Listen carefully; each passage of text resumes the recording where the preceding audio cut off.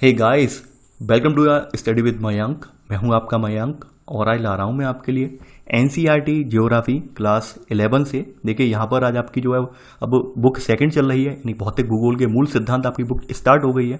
इसी क्रम में आज आपका जो है चैप्टर नंबर 2 है, पृथ्वी की उत्पत्ति और इसका विकास। देखिए ये चैप्टर काफ़ी लेंदी है, तो इस वजह से इस चैप्टर को मैंने 2 भागों में विभक्त कर लिया है। यहाँ पर आज हम इसका पार्ट 1 कवर करेंगे। देखिए चैप्टर जो है ये मोस्ट इंपॉर्टेंट चैप्टर है और मेरा भी फेवरेट चैप्टर है ये, तो इस वजह से यहाँ पर मुझे थोड़ा टाइम लगा इसे, यानी इसका पूरा कंटेंट प्रिपेयर करने में। यहाँ पर इसका बहुत सारा कंटेंट जो है मैंने स्टैंडर्ड बुक से यहाँ पर लिया है, यानी एनसीईआरटी में तो केवल नाम दे दिए थे, उनके पूरे सिद्धांत मुझे स्टैंडर्ड बुक से उठाने पड़े हैं। तो आप लोग इस चैप्टर को संजीदगी से यहाँ पर तैयार करें और मेरा मानना इसे ये है कि आप लोग सभी लोग जो है इसे पेपर पेन लेकर नोट कर लें तो ज़्यादा बेटर रहेगा। तो चलिए स्टार्ट करते हैं आज का वीडियो, देखते हैं क्या क्या डिस्कस करना है और क्या क्या नोट डाउन करना है। देखिए वीडियो स्टार्ट करने से पहले आप लोगों से कहना चाहूँगा कि जिन लोगों ने अब तक हमारा चैनल रूरल एकेडमी सब्सक्राइब नहीं किया है उसे सब्सक्राइब कर लें। यहाँ पर हमारी डेली यूपीएससी और स्टेट पीसीएस एग्जाम की करंट अफेयर सीरीज जो है स्टार्ट हो गई है और ये प्रीलिम्स तक जारी रहेगी यूपीएससी स्टेट पीसीएस एग्जाम के लिए। तो और ये मॉर्निंग में डेली जो है 7 बजे आती है, तो आप लोग इसे सब्सक्राइब करना चैनल को ना भूलें। तो चलिए स्टार्ट करते हैं आज का वीडियो। बात कर लेते हैं पृथ्वी की उत्पत्ति और इसके विकास के बारे में। देखिए यहाँ पर पृथ्वी की उत्पत्ति और इसके विकास से संबंधित बहुत सारी अवधारणाएं, बहुत सारे सिद्धांत हैं। तो हम पूरी जो अवधारणाएं आरंभ से लेकर एंड तक क्या क्या अवधारणाएं लोगों ने विकसित की, क्या क्या यहाँ पर देखिए दार्शनिकों के भी सिद्धांत आपको पढ़ने को मिलेंगे, वैज्ञानिकों की विचारधाराएं भी आप देखेंगे। यहाँ पर दोनों का मिला जुला रूप यहाँ पर आपको देखने को मिलेगा। देखिए शुरुआत में क्या था कि भाई शुरुआत में आदमी, अगर मनुष्य जो भी था वो किसी चीज़ को अगर नहीं जानता था उसे वो ईश्वर की देन मानता था कि भाई अगर किसी चीज़ के बारे में हम नहीं जानते, किसी चीज़ के बारे में हमारा ज्ञान अल्प है, तो वो ईश्वर की रचना है, यानी उसकी रचना ईश्वर ने की है। तो शुरुआत में एक यहाँ पर दार्शनिक हुए जिनका नाम था थेल्स, यानी थेल्स करके एक दार्शनिक हुए, थेल्स, ठीक है। तो थेल्स ने यहाँ पर ये बताया, थेल्स ने जो है जो प्राचीन समय से चले आ रहे थे पौराणिक सिद्धांत जो चले आ रहे थे, तो उन सब का खंडन किया इन्होंने, यानी कि सृष्टि की रचना के जो पौराणिक सिद्धांत लोगों के अंदर चले आ रहे थे उन सब का इन्होंने खंडन किया। और इन्होंने कहा कि भाई यहाँ पर जो पृथ्वी की रचना हुई है ये जल से हुई है, यानी पूरा ब्रह्मांड जो बना है वो जल से बना है। यानी थेल्स का जो समर्थन था वो एक तत्ववाद, यानी इन्होंने किसी एक तत्व को केंद्र में रखकर उसकी व्याख्या की, यानी एक तत्ववाद सिद्धांत इन्होंने दिया। और इसके अनुसार जल से ही सभी जो वस्तुएं इनकी बनी हैं और इसी में ही, यानी जल में ही सारी वस्तुएं आकर विलीन हो जाती हैं, यानी कि सारी वस्तुओं का जो विलय है वो जल में ही हो जाता है। तो इस तरह से इन्होंने केवल एक तत्व को, यानी जैसे हम एक तत्व बोल सकते हैं, तो एक तत्व को ध्यान में रखकर इन्होंने पूरी व्याख्या की। तो इसलिए इसे एक तत्ववाद सिद्धांत के नाम से भी जानते हैं, यानी एक तत्व को ध्यान में रखकर व्याख्या की, इसलिए इसे एक तत्ववाद सिद्धांत भी कहा गया। देखिए एक बात और बता दूं मैं, यहाँ पर मैं आज बार बार पॉइंट नहीं बोल पाऊंगा कि पहला पॉइंट है दूसरा पॉइंट है, क्योंकि आपको मुझे ये सब व्याख्यान ही देना है यहाँ पर, और पॉइंट और नाम बोलता जाऊंगा, व्याख्या देता जाऊंगा, आप लिखते जाना, ठीक है। अब यहाँ पर दूसरे एक नाम हुआ, यानी कि दूसरे एक व्यक्ति हैं जिनका नाम है एनेक्सीमेनीज, नाम लिख दे रहा हूँ, इनके नाम थोड़े लंबे हैं, इनका नाम है एनेक्सीमेनीज। तो एनेक्सीमेनीज ने क्या कहा, देखिए एनेक्सीमेनीज का ये मानना था यहाँ पर, यानी एनेक्सीमेनीज ने यहाँ पर भौतत्ववाद सिद्धांत के अकॉर्डिंग व्याख्या की। और एनेक्सीमेनीज ने ये माना कि यहाँ पर जो वायु है वो असीम और अनंत है, और वायु से ही यहाँ पर जो है वायु जो है वो अग्नि में कन्वर्ट होती है, यानी वायु जो है वो अग्नि का रूप लेती है और तरल होकर, यानी जो अग्नि है, अग्नि ठंडी होकर क्या बन जाती है, जल बन जाती है। और जल जब होता है, जल जो होता है वो जमकर बर्फ, ठीक है, और जब जमकर जो बर्फ बनता है वही बर्फ जो है पृथ्वी के रूप में परिणत हो जाती है, यानी बदल जाती है। यानी इन्होंने कहीं ना कहीं भौतत्ववाद वाली अवधारणा का यहाँ पे प्रतिपादन किया, यानी पहले इन्होंने माना कि वायु, वायु से अग्नि, अग्नि से जल, जल ठंडा होकर जम गया, जम के पृथ्वी बन गया। तो इन्होंने कहीं ना कहीं भौतत्व की अवधारणा यहाँ पे विकसित की। तो इस, यानी कि इनका जो सिद्धांत था मूलतः किस पर निर्भर था, ये वायु, वायु से जल, वायु से अग्नि, यानी वायु ठंडी होकर क्या, यानी वायु जो है यहाँ पर इन्होंने माना कि वायु यहाँ पर ये अग्नि के रूप लेती है और अग्नि तरल होकर किसमें आ गई, जल में आ गई, जल जो है जमकर क्या बन गया, पृथ्वी बन गया। तो ये इनकी अवधारणा थी। अब अगले यहाँ पर जो व्यक्ति होते हैं इनका नाम आपने काफ़ी चर्चित हैं और क्लास 9 से इनका नाम सुना भी होगा, ये है पाइथागोरस। जो आपने पाइथागोरस प्रमेय या पाइथागोरस थ्योरम पढ़ी थी वही वाले पाइथागोरस हैं ये, यानी कि ये गणितज्ञ हैं। तो पाइथागोरस ने ये माना यहाँ पर, इन पाइथागोरस ने भी यहाँ पर माना। तो पाइथागोरस का मानना ये था कि किसी एक पदार्थ को संसार की उत्पत्ति का कारण इन्होंने नहीं माना, यानी कि यहाँ पर इन्होंने किसी एक पदार्थ को संसार की उत्पत्ति का कारण न मानकर उसके स्वरूप जो हैं, उसको इसका कारण माना, यानी उनके जो विभिन्न स्वरूप हैं उनको इसकी उत्पत्ति का कारण माना। यानी कोई एक पदार्थ नहीं है, पदार्थों के तमाम स्वरूप होते हैं। जैसे मान लेते हैं जल के विभिन्न स्वरूप हैं, जैसे जल तरल अवस्था में भी होता है, गैसीय अवस्था में भी देखने को मिल जाएगा और ठोस में भी मिल जाएगा। तो उन्होंने यही कहा कि भाई किसी एक पदार्थ से नहीं हुई है, बल्कि पदार्थों के विभिन्न स्वरूपों से हुई है। तो ये पाइथागोरस का मानना था। एक चौथे यहाँ पर आरंभिक विचारधारा में एक चौथा नाम आके जुड़ता है, जिनका नाम है हेराक्लीटस। इनका नाम मैं लिख दे रहा हूं यहाँ पर, इनका नाम है हेराक्लीटस। तो हेराक्लीटस जी ने क्या कहा? देखिए, हेराक्लीटस जी ने भी यहाँ पर वही एक तत्ववाद वाला सिद्धांत था। इन्होंने जो जगत की उत्पत्ति हुई है, यानी पूरे यहाँ पर पूरा जगत जिसमें हम सब रह रहे हैं, तो उसकी उत्पत्ति का कारण अग्नि को माना। यानी इन्होंने जो माना, क्या माना? अग्नि, यानी आपकी जो फायर है, आग जिसे बोलते हैं, तो इसकी यानी पूरी उत्पत्ति का कारण क्या माना इन्होंने? अग्नि को माना। तो ऐसे करके कुछ आरंभिक विचारधाराएं थी। देखिए, ये सब विचारधाराएं कहीं ना कहीं दार्शनिक महत्व रखती हैं। इनमें केवल पाइथागोरस ही एक ऐसे हैं जो कि गणितज्ञ रहे हैं। बाद बाकी ये तीनों व्यक्ति जो हैं, कहीं ना कहीं इन सब की जो विचारधाराएं हैं वो कहीं ना कहीं जो है दार्शनिक महत्व रखती हैं। इसके बाद देखिए स्टार्ट होता है यहाँ पर आपका जो चैप्टर है, चैप्टर की लाइनें स्टार्ट होती हैं। अब कुछ आरंभिक सिद्धांत यहाँ पे बताए गए हैं। शुरुआत में कुछ आरंभिक सिद्धांत दिए गए। आरंभिक सिद्धांत में पृथ्वी की उत्पत्ति का रहस्य सुलझाने का प्रयास किया गया। देखिए, आरंभिक सिद्धांत को हमने यहाँ पर दो भागों में व्यक्त कर लिया है। यानी आरंभिक सिद्धांत की संकल्पना को हमने यहाँ पर दो भागों में व्यक्त कर लिया है। तो आप हेडिंग डालें ना, आरंभिक सिद्धांत।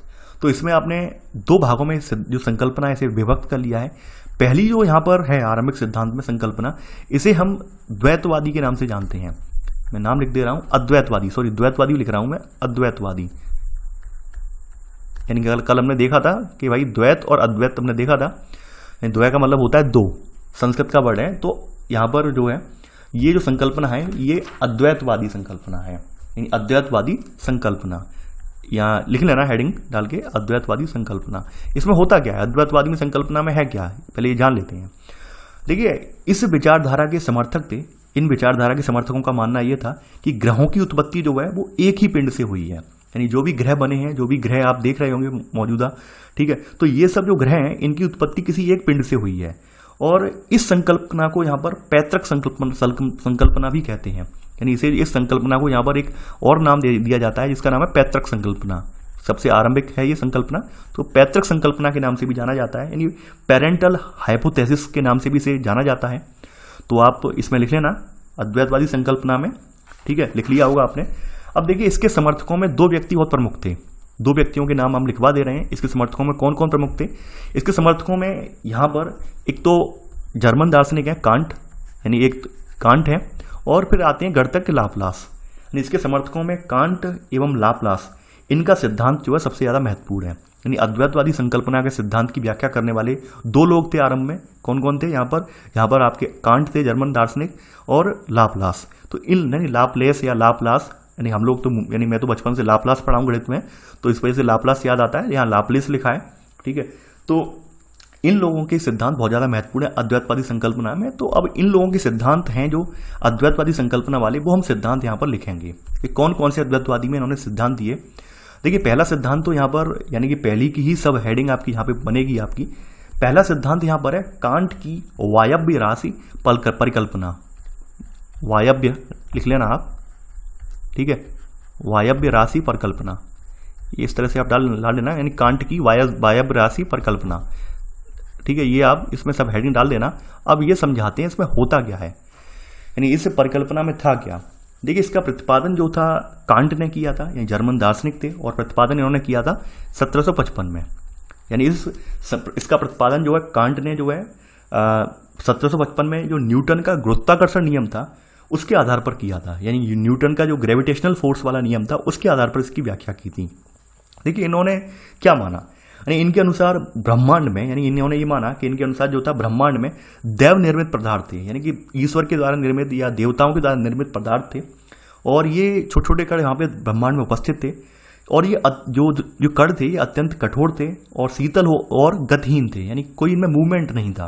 यानी ब्रह्मांड में पहले से ही ये सारे कण मौजूद थे, छोटे छोटे पदार्थ मौजूद थे, यानी अपनी अपनी जगह स्थिर थे, इनमें कोई मूवमेंट नहीं थी, गतिहीन थे, गतिहीन अवस्था में थे। आगे क्या होता है, आगे गुरुत्वाकर्षण बल के कारण ये कण जो थे एक दूसरे से टकराने लगे, यानी इन कणों में गति हुई और एक दूसरे से ये टकराने लगे। इसके परिणाम स्वरूप यहाँ पर ये होता है कि जब कोई कण टकराएगा तो ऑब्वियस सी बात है उसमें ऊष्मा की उत्पत्ति होगी। तो इसके परिणाम स्वरूप क्या हुआ, ऊष्मा और भ्रमण गति उत्पन्न हुई। यानी कि जब कोई एक पदार्थ दूसरे टकराएगा तो दूसरा पदार्थ तीसरे टकराएगा, तो ऐसे करके क्या होगा, भ्रमण उत्पन्न हो जाएगा, यानी पूरा घूमने लगेगा साइकिल। तो वही यहाँ पर हुआ। अब ऐसे क्या होता है आगे करते करते, यानी कि ये भ्रमण जब स्टार्ट हो गया तो ये छोटे छोटे कण जो टकराए थे छोटे छोटे कणों से, वो आपस में मिल गए। छोटे छोटे कण मिलकर यहाँ पे बड़े पिंडों में और जो बड़े बड़े पिंड थे ये मिलकर विशाल पिंडों में परिवर्तित होने लगे। और ऐसे करके यहाँ पर एक विशाल गैसीय पिंड की जो है यहाँ पर संकल्पना या गैसीय पिंड यहाँ पे तैयार हो गया। यानी ऐसे करके यहाँ पर क्या तैयार हो गया, एक विशाल गैसीय पिंड बनकर तैयार हो गया। कुछ इस तरह से यहाँ पर एक विशाल गैसीय पिंड बनकर तैयार हो गया, जिसे निहारिका के नाम से भी जाना जाता है। निहारिका का मतलब ये होता है एक विशाल संरचना जो कि गैसों से बनी हो, उसे निहारिका बोला जाता है। तो ऐसे करके यहाँ पर ये जो विशाल गैसीय पिंड तैयार हो गया गोला गो एकदम, तो एक निहारिका जैसी संरचना थी। तो निहारिका में क्या हुआ कि निहारिका अपने स्थान पर घूर्णन कर रही थी। आप जानते होंगे अपने अक्ष पर घूमना घूर्णन कहलाता है। तो ये जो पिंड था अपने अक्ष पर घूमने लगा, ऐसे करके रोटेट करने लगा अपने अक्ष पर।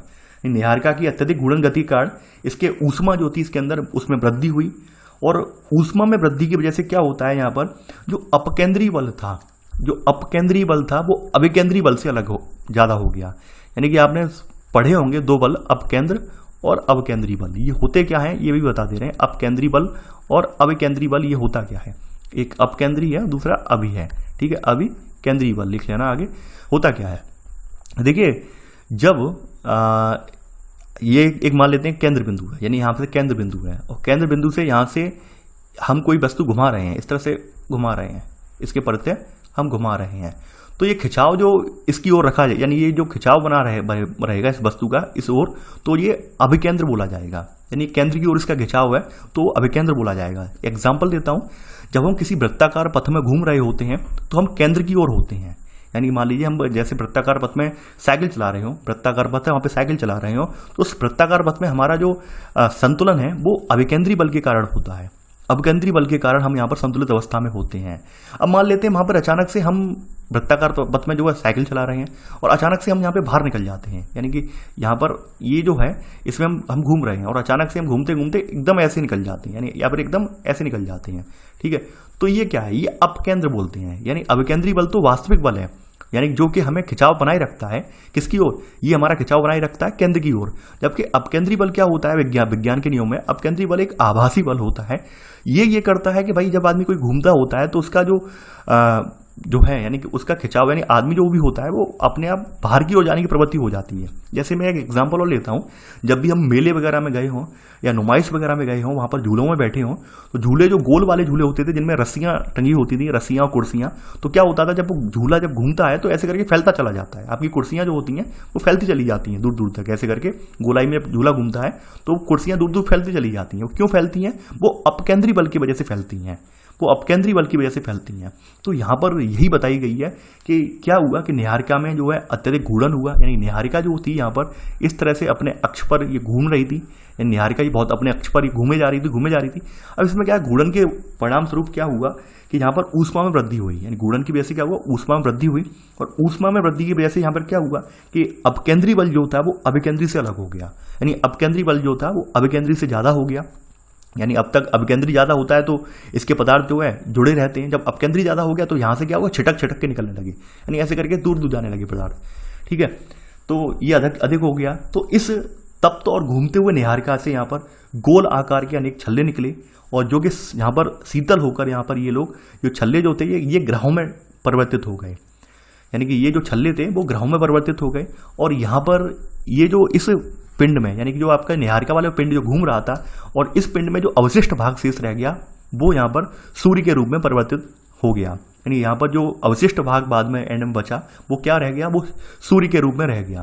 देखिए फिर से एक डायग्राम बना के मैं इस संकल्पना को समझाने की कोशिश करता हूँ। हमारे पास बहुत सारे यहाँ पे पेजेस हैं, कोई दिक्कत नहीं है। ये देखिए हम हमारा मान लेते हैं ये निहारिका थी पहले से, ठीक है, और ये अपने अक्ष पर घूर्णन कर रही थी, यानी कि एक निहारिका इस तरह से अपने अक्ष पर ही घूर्णन कर रही थी, घूमे जा रही थी अपने अक्ष पर, ऐसे करके घूमे जा रही थी। क्या होता है कि भाई यहाँ पर जो अभिकेंद्रीय बल है वो बाहर की तरफ लगने लगा, स्टार्ट हो गया, ऐसे करके इससे जो है पदार्थ छिटकने लगे, बाहर की ओर जाने लगे, ऐसे करके जाने लगे, यानी छोटे छोटे गोले जो थे ऐसे करके बाहर की ओर, अब आप समझ गए होंगे चक्री टाइप बन गई है, तो ऐसे करके बाहर की तरफ ये जाने लगे। तो जब यहाँ से जब बाहर की तरफ ये पदार्थ ऐसे करके निकलते गए, इसमें से टुकड़े होते गए, छोटे छोटे गोले, और शीतल होकर ठंडे होते गए, तो ये ग्रह बन गए। और यहाँ पर जब कोई चीज़ बाहर जब निकल के जा रही है तो यहाँ पर ऑब्वियसली बात है इसका द्रव्यमान कम होता गया होगा, यानी कि इसका जो आयतन भी कम होता गया होगा, यानी अवशिष्ट भाग एंड में शेष रह गया। तो इसे इन्होंने सूर्य की संज्ञा दी कि भाई ये सूर्य है, ठीक है। और कालांतर में यही प्रक्रिया किसमें हुई, यही प्रक्रिया इन ग्रहों में हुई, जो ग्रह इनसे निकले इनमें भी यही प्रक्रिया हुई यहाँ पर, यानी अपकेंद्री बल यहाँ पर ज़्यादा हो गया, जिसकी वजह से इनके भी छोटे छोटे टुकड़े जो थे बाहर निकल गए। जैसे हम पृथ्वी का टुकड़ा मान सकते हैं, चंद्रमा बाहर निकल गया, ऐसे करके चंद्रमा की उत्पत्ति हो गई, यानी कि ग्रहों के फिर उपग्रह बन गए। यानी कालांतर में उपरोक्त प्रक्रिया की यहाँ पे पुनरावृत्ति हुई, तो पुनरावृत्ति के कारण यहाँ पे क्या हुआ, ग्रहों से उनके उपग्रहों का निर्माण हुआ। तो अब आप समझ गए होंगे इनकी अवधारणा, जिन्हें हम कांट की वायव्य राशि परिकल्पना कहते हैं, यानी कि gaseous mass theory of can't के नाम से जाना जाता है। और ये पूछी गई है, पीसीएस एग्जाम में काफ़ी बार पूछी गई है, यूपीएससी एग्जाम में पूछी गई है, यानी 2001 से पहले के पेपर है वहाँ पे पूछी गई है ये। और अभी के पेपरों का वो मैंने पता नहीं, लेकिन पुराने पेपर मैंने देखे वहाँ पर पूछी गई है ये। इसके अलावा पीसीएस एग्जाम में 1-2 साल में निरंतर पूछी जाती है। तो इसे कांट की वायव्य राशि परिकल्पना के नाम से जाना जाता है। आई होप आपके माइंड में सारे डाउट क्लियर हो गए होंगे इससे संबंधित। अब देखिए इसके बाद दूसरा जो सिद्धांत है, यानी कि आपकी अद्वैतवाद में दूसरी परिकल्पना जो है वो आती है लाप्लास की निहारिका परिकल्पना, यानी कि लाप्लास या लाप्लेस। तो इनकी जो परिकल्पना है इसे हम लाप्लास की निहारिका परिकल्पना जो है इसके नाम से हम जानते हैं। हेडिंग डाल लेना यहाँ पर, इसी में सब हेडिंग, लाप्लास की निहारिका परिकल्पना, ठीक है, ये हेडिंग डाल लेना।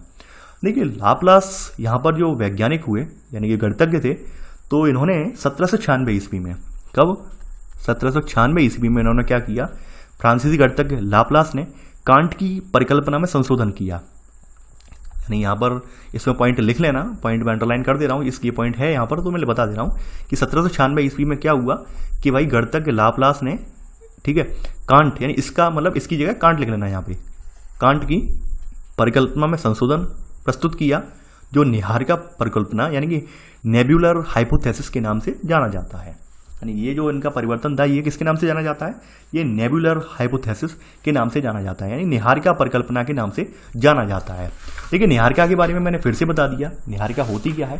देखिए निहारिका आकाशगंगा के निर्माण में शुरुआत में यहाँ पर हाइड्रोजन गैस और हीलियम यानी तमाम गैसों का एक बादल टाइप छा जाता है, तो उस बादल को यहाँ पर निहारिका कहते हैं, ठीक है। तो ये निहारिका के बारे में कंफ्यूज मत होना, इसके बारे में अभी आप आगे लिख लेंगे निहारिका, ठीक है, इसकी ऑथेंटिक जो परिभाषा वो आप लिख लेंगे। तो यहाँ पर इन्होंने यानी कि पहला पॉइंट तो ये डाल लिया होगा। अब देखिए इन्होंने क्या था, इन्होंने लाप्लास ने क्या किया, कांट की जो परिकल्पना थी वायव्य राशि वाली, कि भाई पहले बहुत सारे कण थे, यानी गुरुत्वाकर्षण बल के कारण यहाँ पर स्थिर कण थे, इनमें गति हो गई, गति होने से ये हुआ कि भाई ये छोटे छोटे कण मिल गए, मिलने से एक पूरा यहाँ पर निहारिका तैयार होगी, गोला तैयार हो गया। अब वो आपस में वो गोला जो था अपने अक्ष पर गुणन करने लगा, गुणन की वजह से यहाँ पर अपकेंद्री बल ज़्यादा हो गया, अपकेंद्री बल होने से वहाँ उस गोले से तमाम छोटे छोटे गोलक बाहर निकल आए, वो ग्रह बन गए। तो इन्होंने इसमें संशोधन किया, यानी इस परिकल्पना में इन्होंने संशोधन किया और इन्होंने अपनी परिकल्पना दी, जिसके अनुसार ग्रहों का निर्माण धीमी गति से घूमते हुए पदार्थों के बादल से हुआ है।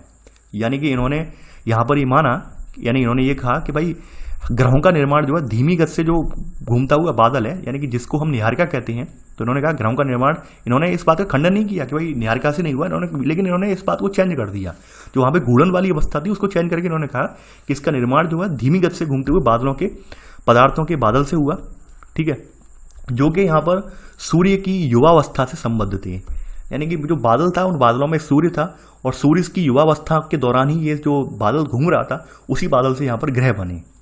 तो ये इन्होंने यहाँ पर सिद्धांत दिया। अब देखिए यहाँ पर इन्होंने कहा कि समय बीतने के साथ जो निहारिका की गति के कारण यहाँ पर विकिरण और ऊष्मा के ह्रास होने से इसका जो बहिर्भाग था, यानी कि इसके बाहर का भाग था, इस निहारिका के बाहर का भाग था, वो शीतल होने लगा, जिससे क्या हुआ, निहारिका के आकार और आयतन में कमी आने लगी, और आयतन में कमी आने के कारण निहारिका की गति में निरंतर वृद्धि होने लगी, ऐसा इन्होंने कहा। अब देखिए यहाँ पर जब वृद्धि होने लगी तो क्या हुआ, फिर इन्होंने फिर आगे एक बात यहाँ पे कही कि घूर्णन गति में जब वृद्धि से यहाँ पर वही चीज थी कि अपकेंद्री बल जो था इसमें वृद्धि हुई, और तब निहारिका से यहाँ पे एक छल्ला अलग हुआ, और जो कि कई छल्लों में खंडित हो गया है छल्ला, और ये छल्ले जो थे बाद में ये ठंडे होकर ग्रह और उपग्रह बन गए, और निहारिका का जो शेष बचा हुआ भाग था वो क्या था, वो सूर्य का सूर्य रह गया। अब देखिए इनकी जो अवधारणा थी, इनकी अवधारणा को भी एक बाद में वैज्ञानिक हुए फ्रांसीसी विद्वान रॉस, तो रॉस ने इसमें संशोधन किया, यानी रॉस ने जो थी लाप्लास यानी गणितज्ञ की जो परिकल्पना थी, इस परिकल्पना में संशोधन किया। अब देखिए रॉस वाली परिकल्पना हम नहीं पढ़ेंगे, हमने केवल जो कांट की वायव्य राशि परिकल्पना थी और इनकी जो परिकल्पना थी समझ ली। कांट ने पूरा व्याख्या करने की कोशिश की थी, वो ग्रेविटेशनल फोर्स से स्टार्टिंग की थी, लेकिन इन्होंने ग्रेविटेशनल फोर्स को स्टार्ट नहीं किया। इन्होंने यही कहा कि भाई जो निहारिका वाली स्थिति थी वो पहले से घूम रही थी, निहारिका ऑलरेडी विद्यमान थी। इन्होंने ये नहीं कहा कि भाई पहले कण विद्यमान थे, इन्होंने ये माना कि निहारिका विद्यमान थी पहले। समझ गए होंगे आप लोग कि इन्होंने वो वाली स्थिति नहीं रखी कि भाई छोटे छोटे कण पहले विद्यमान थे फिर उनमें ग्रेविटेशनल फोर्स वाली वो स्थिति इन्होंने नहीं मानी। इन्होंने कहा कि भाई निहारिका पहले ऑलरेडी थी, जो कणों यानी जो कणों की अवस्था थी, जो कण एक बादल के रूप में संचित थे, एक जगह उनका पूरा गोला बना हुआ था, वो निहारिका वाली कंडीशन पहले से थी, उसमें हल्की हल्की धीमी धीमी गति हो रही थी, तो उन्होंने उस चीज को आगे बढ़ाया। तो ऐसे करके कहीं ना कहीं जो बेसिक सिद्धांत था वो कांट का ही यहां पर आया। तो ऐसे करके ये दोनों सिद्धांत जो थे ये अद्वैतवादी सिद्धांत के रूप में जाने जाते हैं। अद्वैत का मतलब होता है कि सिंगल पदार्थ से निकले हुए हैं। अब देखिए इसके बाद फिर कुछ वैज्ञानिक और हुए, इन्होंने यहाँ पर द्वैतवादी जो है परिकल्पना प्रस्तुत की, यानी अद्वैतवादी परिकल्पना के तहत आपने यहाँ पर कांट और लाप्लास देख लिए। अब यहाँ पर सेकंड जो परिकल्पना आपकी है, सेकंड हेडिंग आप डालेंगे यहाँ पर, ये है द्वैतवादी। द्वैत का मतलब होता है डबल, द्वैतवादी संकल्पना। हेडिंग डाल लेना आप यहाँ पर आप कि भाई द्वैतवादी यहाँ पर संकल्पना। तो इसमें लिख लेना कि इस विचारधारा के समर्थकों का मानना है कि ग्रहों की उत्पत्ति दो पदार्थों के संयोग से हुई है। यानी इस विचारधारा के जो मानने वाले व्यक्ति हैं तो उनका यही मानना है कि ग्रहों की उत्पत्ति यहाँ पर कितने पदार्थों से हुई है, दो पदार्थ, यानी दो पदार्थ जो है ये आपस में मिलने से ग्रहों की उत्पत्ति हुई है। तो सबसे पहले इनमें हेडिंग जो हुई है, यानी द्वैतवादी संकल्पना में आपकी पहली हेडिंग पड़ेगी, इसमें सब हेडिंग ये है आपकी चैम्बरलेन और मोल्टन की एक परिकल्पना है। तो यहाँ पर इसमें पहली सब हेडिंग इसमें डाल लेना, ये सब हेडिंग करके डाल लेना, ठीक है। तो इसमें लिख लेना चैम्बरलेन और मोल्टन की ग्रहाणु, यानी परमाणु को इन्होंने यहाँ पर ग्रहाणु उस समय नाम दिया था, ग्रहाणु, ठीक है, ग्रहाणु परिकल्पना। ये कब आई है? 1900 ईस्वी में आई है, हेडिंग डाल लेना 1900 ईस्वी में आई है। अब देखिए एक बात और मैं बता दूं, यहां पर कंफ्यूज मत होना ग्रह और ये वाले ग्रह में, ठीक है। ये ग्रह आप जिस पर रह रहे हैं वो है, और ये ग्रह जिस पर आपका घर बना हुआ, यानी कि ये ग्रह जहां पर आप अपने घर में रहते हैं वो वाला ग्रह है। कंफ्यूज मत हो जाना, रा का फर्क आप समझ रहे होंगे, यानी कि ये ग्रह कौन सा है जिसके ऊपर आपका ये वाला ग्रह बना हुआ है, ठीक है, समझ गए होंगे आप। तो ये हिंट मैंने दी आपको, समझ गए होंगे। तो ये आपने हेडिंग डाल ली होगी यहाँ पर चैम्बरलेन और मोल्टन की ग्रहाणु परिकल्पना। अब देखिए इन्होंने क्या माना, इन्होंने मतलब क्या व्याख्या दी चैम्बरलेन और मोल्टन ने, इनकी भी व्याख्या हम देख लेते हैं। इन्होंने ये माना, इन्होंने कहा कि ब्रह्मांड में एक अन्य भ्रमणशील तारा सूर्य के नजदीक से गुजरा, यानी कि यहाँ पर ब्रह्मांड में सूर्य जो था, आपका सन जो था वो ऑलरेडी था, इसके पास से एक तारा गुजरा, यानी एक तारा जो था वो इसके पास से होकर गुजरा, धीरे धीरे करके इसके पास से होकर गुजरा, ठीक है। जिसके परिणाम स्वरूप यहाँ पर क्या हुआ कि तारे के अंदर जो गुरुत्वाकर्षण से यहाँ पर इस तारे का जो गुरुत्वाकर्षण था, इसने क्या किया, सूर्य की सतह से कुछ पदार्थों को, जो छोटे छोटे अणुओं को अपनी ओर खींच लिया। इन्होंने ये कहा जिसके परिणाम स्वरूप तारे के गुरुत्वाकर्षण से सूर्य सतह से असंख्य छोटे छोटे कण जो थे वो बाहर हो गए, और इन जो छोटे छोटे कण जो इससे सूर्य की सतह से बाहर हुए ग्रेविटेशनल फोर्स की वजह से, इन्हें इन्होंने नाम दिया, क्या नाम दिया इन्हें, इन कणों को इन्हें नाम दिया ग्रहाणु। इन्हें नाम दिया इन्होंने, क्या दिया, ग्रहाणु नाम दिया, ठीक है। अब जो ये तारा यहां से गुजर के गया है और तारे की वजह से सूर्य से छोटे छोटे कण जो थे ये बाहर हो गए, तो ये कण जो थे ग्रहाणु जो थे, अब इन ग्रहाणुओं का क्या हुआ, देखिए बाहर निकला हुआ ये पदार्थ जो था, ये कण जो थे वो सूर्य के चारों ओर घूमने लगे, यानी कि सूर्य से जो पदार्थ एक तारे की वजह से बाहर निकले थे ये सूर्य के चारों ओर घूमने लगे इस तरह से, और घूमने लगे धीरे धीरे क्या हुआ, ये संघनित हुए, संघनित मतलब ठंडे हो गए, संघनित होकर ये ग्रहों के रूप में परिवर्तित हो गए। ये बाहर निकला हुआ ये पदार्थ जो था सूर्य के चारों तरफ घूमने लगा और धीरे धीरे क्या हुआ, ये संघनित होकर ग्रहों के रूप में परिवर्तित हो गया। तो ऐसे करके इन्होंने व्याख्या की किसकी, कि भाई ऐसे करके आपके जो ग्रह बने हुए हैं ये व्याख्या रही इनकी। अब देखिए ये तो चैम्बरलेन और मोल्टन की ग्रहाणु परिकल्पना थी। अब अगले वैज्ञानिक और आते हैं यहाँ पर सेकंड जो वैज्ञानिक हैं इनका नाम है यहाँ पर आप सेकंड वैज्ञानिक जो हैं वो भी आप देख लीजिए। सेकंड वैज्ञानिक जो हैं ये नाम है यहाँ पर जेम्स जीन्स और जेफरी की, यहाँ पर नाम लिखवा दे रहा हूँ, जेम्स जीन्स और सर हेराल्ड जेफरी, ठीक है। इनकी एक परिकल्पना है जिसको ज्वारीय परिकल्पना के नाम से जानते हैं, ज्वारीय परिकल्पना के नाम से जानते हैं, यानी कि जेम्स जीन्स और जेफरी की ज्वारीय संकल्पना। देखिए ये जो जेम्स जीन्स और ज्वारी सल इनकी संकल्पना है, ये कहीं ना कहीं ग्रहाणु परिकल्पना का ही समर्थन है। यानी इन्होंने भी यही माना कि भाई जो ग्रहाणु परिकल्पना थी आपकी चैम्बरलेन और मोल्टन की, इस ग्रहाणु परिकल्पना का समर्थन किया। तो इसमें लिख लेना, इन्होंने ग्रहाणु परिकल्पना का समर्थन किया।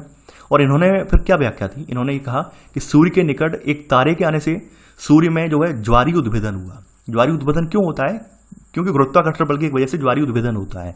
तो इन्होंने गुरुत्वाकर्षण बल की जगह शब्द क्या प्रयोग कर लिया? ज्वारी उद्भेदन।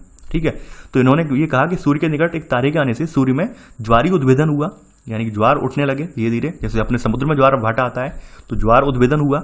और एक तंतु के रूप में, यानी कि यहाँ से क्या हुआ, एक तंतु यानी पतले से धागे के रूप में एक तंतु, यानी ज्वारी उद्भेदन अचानक से हुआ, तंतु के रूप में तंतु रूपी संरचना का निर्माण हुआ। एक पतली सी एक संरचना ऐसे निकल गई यहाँ से, ठीक है, जो बाद में टूटकर, यानी ये संरचना जो थी बाद में टूट गई। ये संरचना पतली सी संरचना तंतु के रूप में निकली थी, बाद में छोटे छोटे भागों में टूट गई।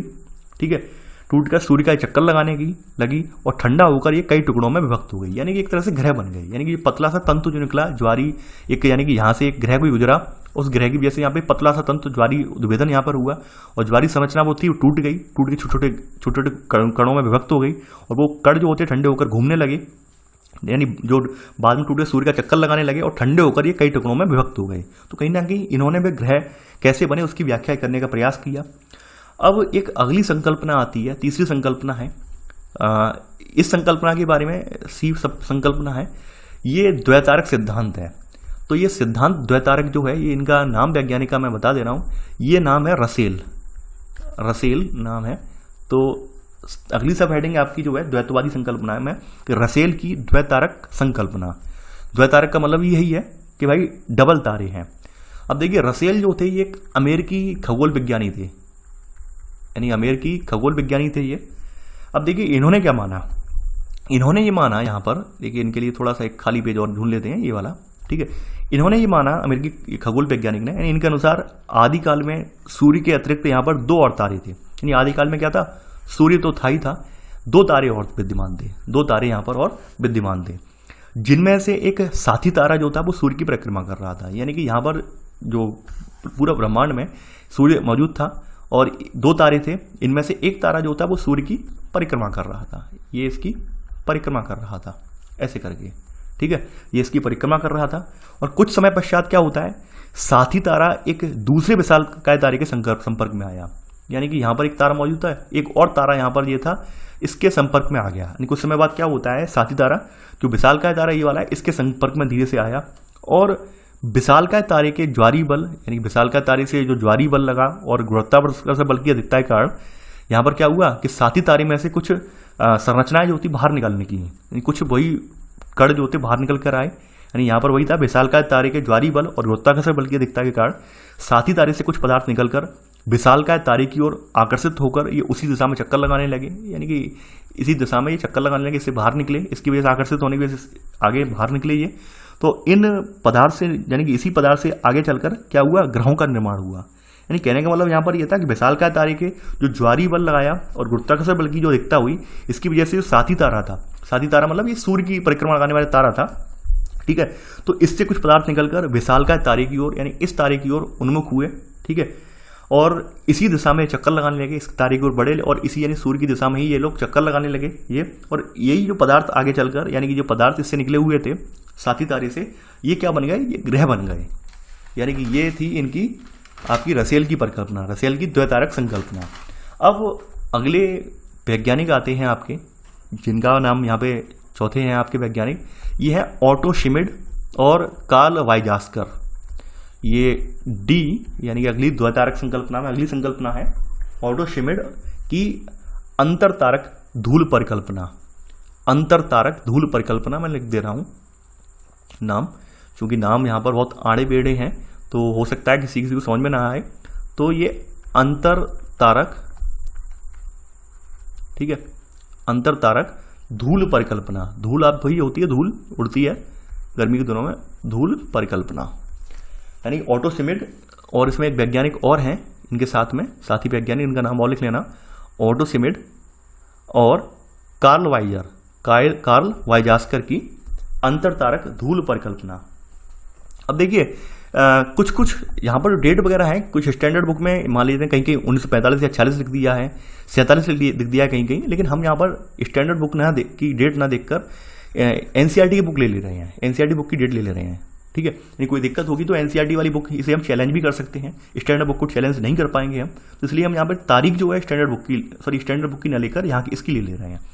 तो भाई इसमें क्या हुआ, तो देखिए इसमें यहाँ पर बताया है इन्होंने, यानी 1950 ईस्वी में रूस के ऑटोसिमिड, यानी इसमें लिख लेना, इसमें 1950 ईस्वी में रूस के ऑटोसिमिड और जर्मनी के कार्ल वाइजास्कर ने जो निहारिका परिकल्पना थी, नेबुलर हाइपोथेसिस थी, इसमें कुछ संशोधन किया, इसमें इन्होंने कुछ संशोधन किया।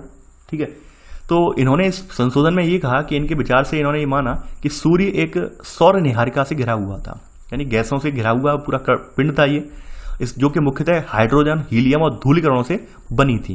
ये सौर निहारिका जो थी वो धूलिकणों से बनी हुई थी, इसमें लिख लेना ये।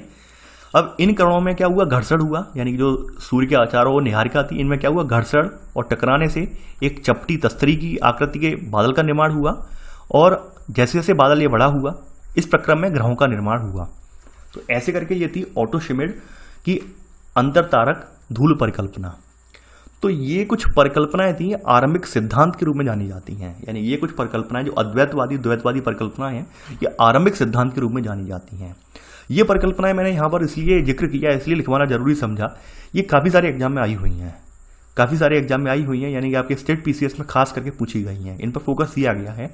अब देखिए मेरे सामने मजबूरी मेरे सामने वही है कि भाई क्लास तो है नहीं भाई, जो कैमरा वगैरह हो तो वहाँ पे बोर्ड पे समझा सकूँ, सामने हूँ, तो यहाँ पर इसलिए मैंने यहाँ पर, क्योंकि भाषा इसकी लिखता तो काफ़ी लेंथ, यानी फिर एक दिन और डिले हो जाता चैप्टर का, इसलिए भाषा नहीं लिखकर मैंने मौखिक रूप से समझा दिया।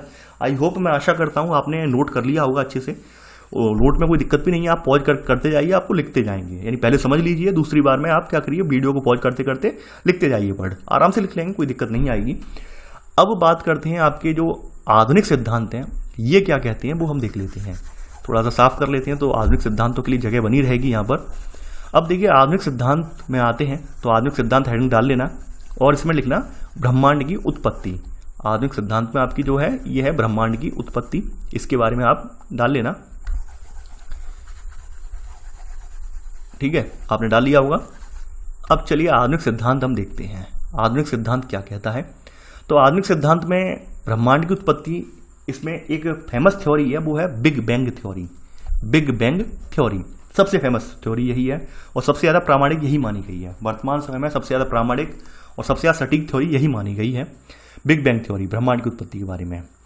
अब यहाँ पर आप पहला पॉइंट लिख लेना इसमें कि आधुनिक समय में ब्रह्मांड की उत्पत्ति संबंधी सर्वमान्य सिद्धांत बिग बैंग सिद्धांत है, और इसे यहाँ पर विस्तरित ब्रह्मांड परिकल्पना यानी एक्सपेंडिंग यूनिवर्स हाइपोथेसिस भी कहा जाता है। ब्रह्मांड को यहाँ पर यूनिवर्स बोला जाता है, तो इस परिकल्पना को क्या बोलते हैं यहाँ पर, इसे विस्तरित ब्रह्मांड परिकल्पना भी कहा जाता है, ये लिख लेना यहाँ पर।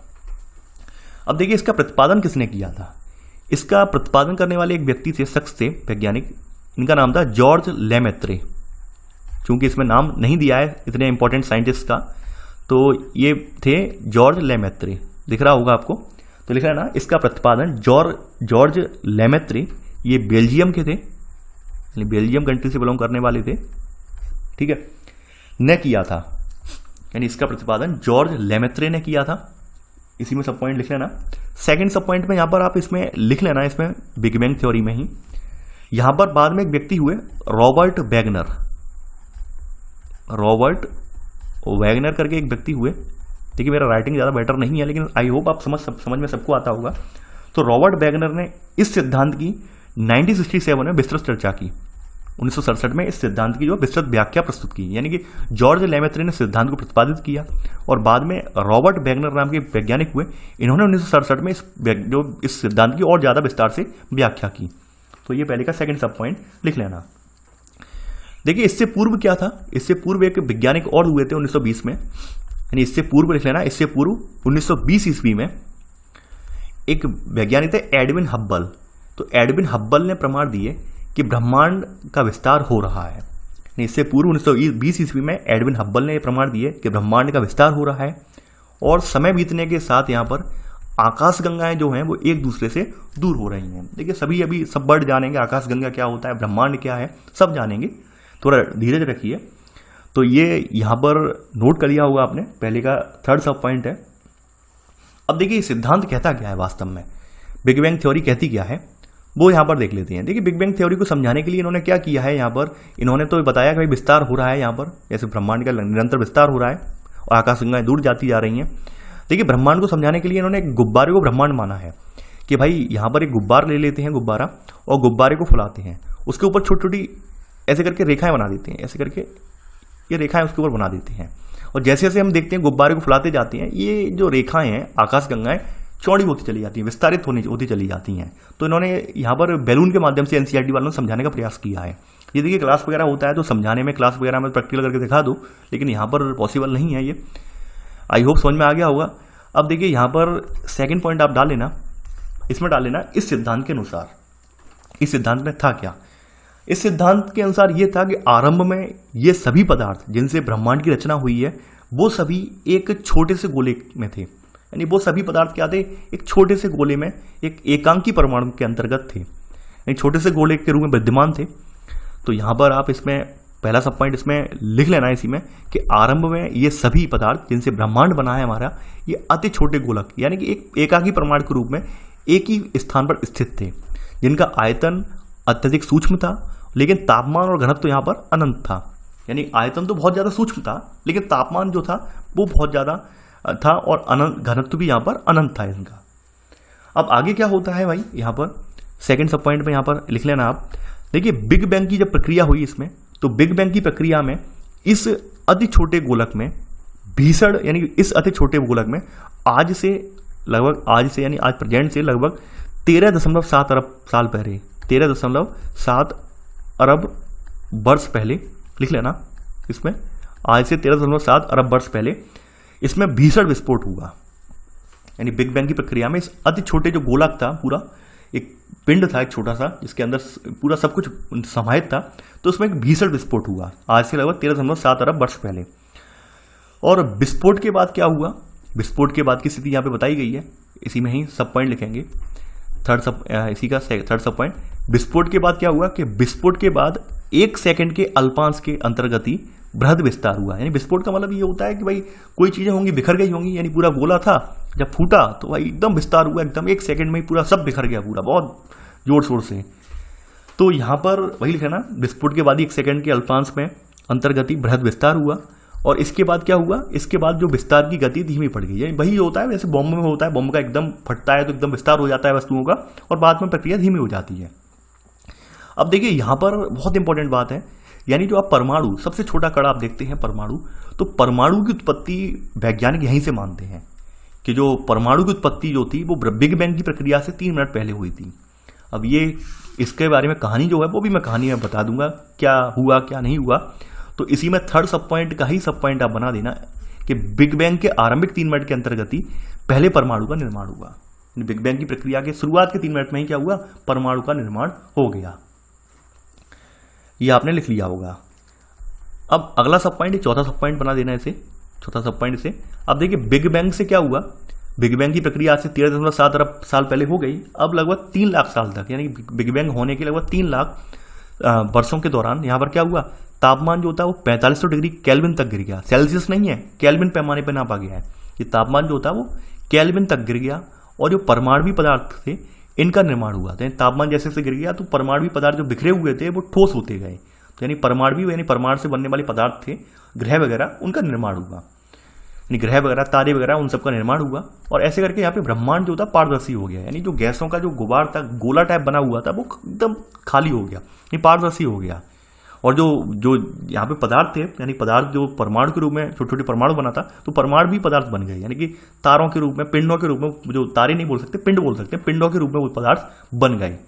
और ऐसे करके यहाँ पर ये आपने चौथा सब पॉइंट नोट कर लिया होगा। तो ये ब्रह्मांड यहाँ पे देख लिया, ये ब्रह्मांड पारदर्शी हो गया, यहाँ तक आपने नोट कर लिया होगा। तो ऐसे करके यहाँ पर ये ब्रह्मांड का निर्माण हुआ है। यानी एक छोटे से गोले में क्या हुआ, आज से 13.7 अरब वर्ष पहले विस्फोट हुआ। विस्फोट के बाद उसके यानी कि 1 सेकंड के भीतर बहुत भयंकर तरीके से विस्तार हुआ। बाद में उस विस्तार की गति धीमी पड़ गई, और बिग बैंग होने के आरंभिक 3 मिनट के दौरान ही परमाणु जो था उसका भी निर्माण हो गया है। और ये बिग बैंग वाली प्रक्रिया लगभग इसकी रिएक्शन 3 साल तक चली है, 3 लाख वर्ष तक चली है। और 3 लाख वर्षों में यहाँ पे तापमान जो था वो 4500 डिग्री केल्विन तक गिर गया। और यहाँ पे तमाम छोटे छोटे जो पिंड थे, परमाणु पदार्थ इकट्ठे हो गए और पिंड के रूप में बन गए और ब्रह्मांड यहाँ पे एकदम साफ और पारदर्शी हो गया। तो ये तो थी बिग बैंग सिद्धांत। अब देखिए आगे इसमें है, अब सेकंड के सब पॉइंट आपने लिख लिए थे, अब आपका थर्ड पॉइंट आएगा। अब देखिए ब्रह्मांड का विस्तार जब हम कहते हैं तो ब्रह्मांड के विस्तार का अर्थ क्या है? ब्रह्मांड के विस्तार का अर्थ है यहाँ पर जो आकाशगंगाएं हैं इनके बीच की दूरी का विस्तार होना। यानी ब्रह्मांड के विस्तार का अर्थ क्या है? आकाशगंगाओं के बीच की दूरी का विस्तार होना। यहाँ पर एक वैज्ञानिक और हुए थे, इनका नाम था होयल। तो होयल ने इसका विकल्प स्थिर अवस्था संकल्पना के नाम से प्रस्तुत किया। यानी होयल ने ये माना कि जो बिग बैंग थ्योरी है इसको कटाक्ष करते हुए अपनी एक थ्योरी लेकर आए, इन्होंने स्थिर अवस्था संकल्पना सिद्धांत प्रस्तुत किया। ठीक है, परंतु ब्रह्मांड, इसमें लिख लेना, परंतु ब्रह्मांड के निर्माण में अधिकाधिक प्रमाण मिलने से, यानी ब्रह्मांड के निर्माण में अधिकाधिक प्रमाण मिलने से इस संकल्पना को मान्यता नहीं मिल पाई। यानी कि इनकी स्थिर अवस्था संकल्पना को मान्यता नहीं मिल पाई और प्रामाणिक संकल्पना हमने कौन सी मान ली? बिग बैंग वाली संकल्पना प्रामाणिक मान ली। अब आपके माइंड में आ रहा होगा कि भाई ब्रह्मांड क्या है, आकाशगंगा ये क्या है? तो थोड़ा सा हम यहाँ पर आपको कक्षा 6 में ले चलते हैं, यानी हम एनसीईआरटी क्लास 6 में ले चलते हैं। आपको ये वाला इमेज याद होगा, ये इमेज आप देख पा रहे हैं, ये इमेज याद होगा। ब्रह्मांड यानी यूनिवर्स पूरा है, ये ब्रह्मांड, ये पूरा ब्रह्मांड है। ठीक है, इसके अंदर लाखों की संख्या में आकाशगंगाएं हैं। आकाशगंगाओं के भीतर भी तमाम सौरमंडल हैं। हम जिस सौरमंडल में रह रहे हैं वहां पर 8 ग्रह हैं और पृथ्वी उनमें से एक है। अब आप इस इमेज से समझ गए होंगे कि ब्रह्मांड के अंतर्गत क्या आती हैं? आकाशगंगाएं आती हैं। आकाशगंगाएं विभिन्न पिंडों का समूह होती हैं और एक ब्रह्मांड के अंदर लाखों की संख्या में भी आकाशगंगाएं हो सकती हैं। समझ गए होंगे? सबसे यानी पूरा जो देख रहे हैं सृष्टि जिसे हम बोलते हैं उसे यूनिवर्स कहते हैं। यानी पूरी सृष्टि जिसे हम कहते हैं नहीं, ईश्वर ने पूरी सृष्टि की रचना की है, तो सृष्टि वास्तव में ब्रह्मांड होती है। तो ये आप इमेज जानते होंगे, नहीं जानते हैं तो इसे पुनः बना लीजिए। इसे अगर बना लेंगे तो आपका जो आधा यहाँ पर जो बर्डन है दिमाग पर, ये क्या होता है, बार बार आकाशगंगा आ गया, ब्रह्मांड पढ़ा रहे थे, अब आकाशगंगा में घुस गए, आकाशगंगा से सौरमंडल में घुस जाएंगे सब, तो ये आप बना ले लीजिए। वैसे आपने क्लास 6 में पढ़ा है तो इसलिए मैं क्लास 6 में लेके गया, तो अब आप समझ गए होंगे। तो अब हमने ब्रह्मांड देख लिया, भाई ब्रह्मांड से अब आकाशगंगा भी देख ली। आकाशगंगा क्यों बनी? अब आकाशगंगा क्यों बनी वो उसका रीजन, तब जब तारे का निर्माण कैसे हुआ उसकी व्याख्या में अभी देखेंगे आकाशगंगा क्यों बनी है। ठीक है, अब देखिए इसी में ही सब हेडिंग, इसमें बिग बैंग में सब हेडिंग डाल देना, तारों का निर्माण। अब देखिए ब्रह्मांड के निर्माण की प्रक्रिया तो आपने जान ली, एक विस्फोट के उपरांत ब्रह्मांड का निर्माण हुआ वो आपने जान ली। अब ब्रह्मांड में तारों का निर्माण कैसे हुआ, ब्रह्मांड में तारे कैसे बन गए वो भी हम देखेंगे। देखिए प्रारंभिक ब्रह्मांड में क्या था? प्रारंभिक ब्रह्मांड में यहाँ पर ऊर्जा और पदार्थ का वितरण समान नहीं था।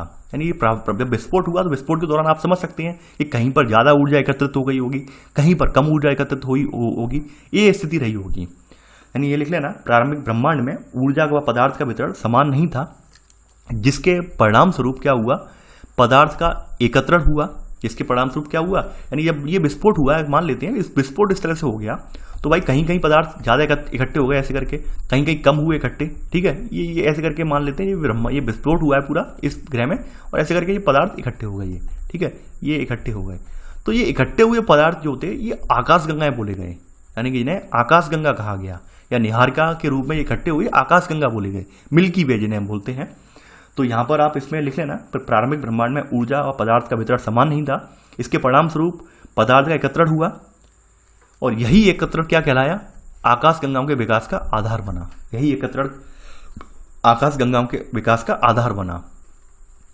ठीक है, अब देखिए यहां पर मैं इसे थोड़ा क्रम में अपने हिसाब से लिखवाऊंगा। क्रम में क्यों लिखवाऊंगा? क्योंकि यहां पर ऊपर नीचे लिखा हुआ है, आपको अगर पहली लाइन ये पढ़ लेंगे तो अगली लाइन समझ में नहीं आएगी। तो मैं क्रम में इसलिए लिखवाऊंगा थोड़ा ताकि आपको जल्दी समझ में आ जाए। अब देखिए आकाशगंगाओं का निर्माण हुआ, तो आकाशगंगा में ही यहाँ पर सब पॉइंट करके लिख लेना है इसमें पहले पॉइंट में कि एक आकाशगंगा के निर्माण की शुरुआत जो होती है उसमें हाइड्रोजन गैस से बने विशाल बादल के संचयन से होती है, जिसे हम निहारिका कहते हैं। निहारिका कहा गया है, यानी निहारिका में क्या होता है? गैसी बादल होता है और आकाशगंगा में भी गैसी बादल होता है साथ साथ।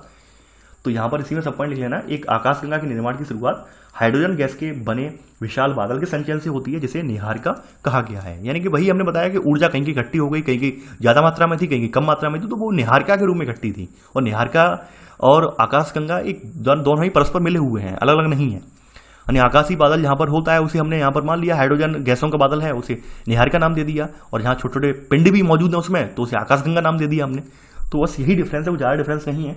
तो यहाँ पर लिख लिया होगा इसमें जिसे निहारिका कहा गया। इसी में सब पॉइंट, सेकंड सब पॉइंट, इस बढ़ती हुई निहारिका में गैस के झुंड विकसित हुए। यानी कि जो निहारिका जैसे जैसे एक्सपेंड होती गई उसमें गैसों के झुंड विकसित हुए, और ये झुंड जो विकसित हुए, यानी कि इस बढ़ती हुई निहारिका में गैस के झुंड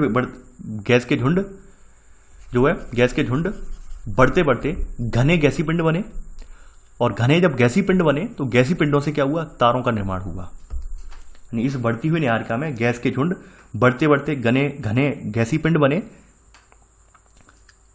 बने, जिनसे 5 से 6 अरब वर्षों पहले, 5 से 6 अरब वर्षों पहले, लाइन ऐड कर लेना इसमें, जिनसे 5 से 6 अरब वर्षों पहले तारों का निर्माण आरंभ हुआ। ये तो थी तारों के निर्माण की व्याख्या आकाशगंगा में। अब यहाँ पे आकाशगंगा में जो होते हैं असंख्य तारे होते हैं। तो अब सेकंड पॉइंट में लिख लेना कि एक आकाशगंगा असंख्य तारों का समूह है, जिसकी दूरी क्या होती है, हजारों प्रकाश वर्षों में मापी जाती है। यानी हम आकाशीय दूरी में, यानी किसी पिंड वगैरह या किसी ग्रह वगैरह की दूरी मापने के लिए जो लाइट ईयर्स में इसकी दूरी मापते हैं, प्रकाश वर्ष में इसकी दूरी मापते हैं। ठीक है, तो ये तारों के निर्माण की व्याख्या हुई। और आपने वो यहाँ पर अभी आपने देख लिया होगा था कि भाई ब्रह्मांड से आकाशगंगा है, आकाशगंगा में तमाम सौरमंडल, और सौरमंडल में अपने अपने ग्रह हैं। तो हम जहाँ रह रहे हैं वो पृथ्वी है। इसके बारे में सौरमंडल की जो व्याख्या है वो अगले वीडियो में मैं कवर करूंगा। अब देखिए यहाँ पर नोट करके प्रकाश वर्ष क्या होता है, यानी लाइट ईयर क्या होता है, ये लिख लेंगे। देखिए वैसे फिजिक्स पढ़ा होगा जिन लोगों ने, वो उन्हें तो ये पता होगा, नहीं पढ़ा है तो कोई बात नहीं। देखिए प्रकाश की गति यहाँ पर जो मापी जाती है, इसमें लिख लेना लाइट ईयर या प्रकाश वर्ष करके हेडिंग डालेना नोट करके। प्रकाश की गति जो है मापी गई है वो 3 लाख किलोमीटर प्रति सेकंड है। प्रकाश की गति जो है 3 लाख किलोमीटर प्रति सेकंड है। यानी कि यहाँ पर इसका टोटल मेजरमेंट किया गया कि एक साल में प्रकाश जो है जितनी दूरी तय करेगा वह एक प्रकाश वर्ष होगा। यानी एक साल में प्रकाश जितनी दूरी तय करेगा वह क्या माना गया है, उसे प्रकाश वर्ष माना गया है। अब देखिए ये जो दूरी है इनकी, ये कितने के बराबर होती है, 10 की घात 12 है, ये 10 टू द पावर 12 है। यानी कि ये जो दूरी है 9.46 गुणा 10 टू द पावर 12, 1012 नहीं है, 10 की घात 12। घात जानते होंगे, नहीं जानते हैं तो किसी मैथ के टीचर से देख लेना। ठीक है, 10 की घात 12, तो ये इतने किलोमीटर के बराबर है। यानी एक प्रकाश वर्ष जो बराबर है 9.46 गुणा 10 की घात 12 किलोमीटर के बराबर है। ठीक है, अब देखिए यहाँ पर एक पृथ्वी से सूर्य की दूरी बताई गई है। पृथ्वी से सूर्य की एक तो किलोमीटर के रूप में नाप के बताई गई है दूरी, फिर दूसरी प्रकाश वर्ष के रूप में माप के बताई गई है। देखिए प्रकाश वर्ष से क्या होता है कि दूरी मापने में थोड़ा आसानी हो जाती है। यानी बड़ा पैमाना हमारा है दूरी का, हम मान सकते हैं, बड़ा पैमाना के रूप में मान सकते हैं। तो पृथ्वी से सूर्य की दूरी, औसत दूरी कितनी है, 14,95,98,000 किलोमीटर है। और वहीं प्रकाश वर्ष के संदर्भ में अगर इसे देखें तो ये मात्र 8.311 है, क्योंकि बहुत बड़ी यहाँ पे मानक रूप में देख रहे हैं। 9.46 गुणा 10 की घात 12, 10 की घात 12 का मतलब ये है कि 10 का गुणा 10 टाइम तक लिखें आप। ठीक है, और इन सब का 10 टाइम तक बोल रहा हूँ, 12 बार 10 लिखकर 10 गुणा 10 गुणा 10 ऐसे करते करते ये 12 बार तक इसका गुणा करें, 12 बार गुणा एक साथ कर दें, तो जितने ये पीछे जीरो बनेंगे उनमें 9.46 का गुणा कर दें तो ये किलोमीटर निकल आएगा, इतना किलोमीटर है। ठीक है, तो ये तो था आपका आज का वीडियो।